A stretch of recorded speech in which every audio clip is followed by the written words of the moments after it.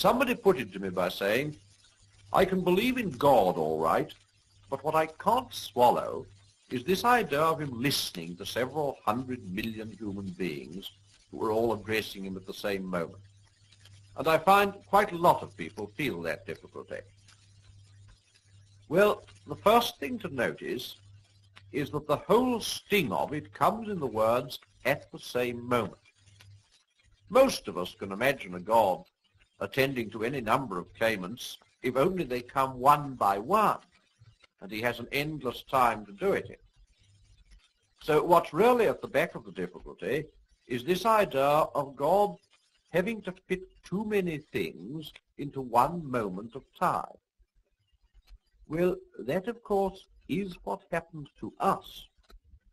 Our life comes to us moment by moment. One moment disappears before the next comes along, and there's room for precious little in each. That's what time is like. And of course, you and I tend to take it for granted that this time series, this arrangement of past, present, and future, isn't simply the way life comes to us, but is the way all things really exist.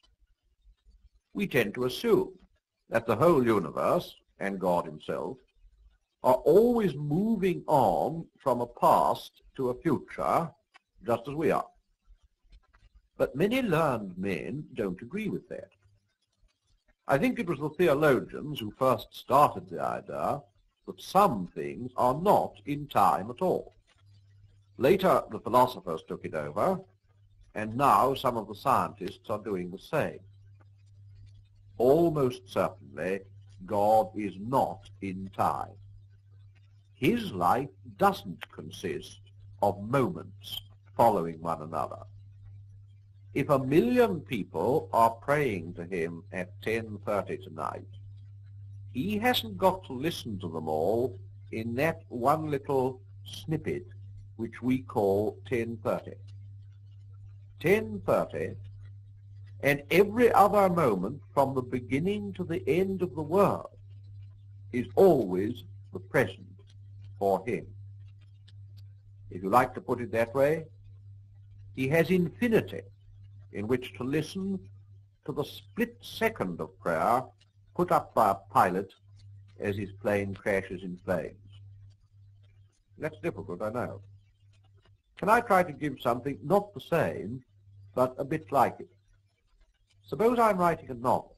I write, Mary laid down her book. Next moment came a knock at the door.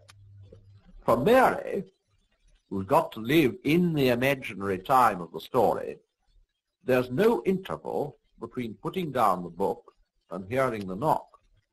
But I, her creator, between writing the first part of that sentence and the second, may have gone out for an hour's walk and spent the whole hour thinking about Mary.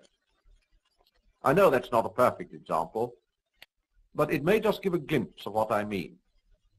The point I want to drive home is that God has infinite attention, infinite leisure to spare for each one of us. He doesn't have to take us in the lump. You're as much alone with him as if you were the only thing he'd ever created. When Christ died, he died for you individually, just as much as if you'd been the only man in the world.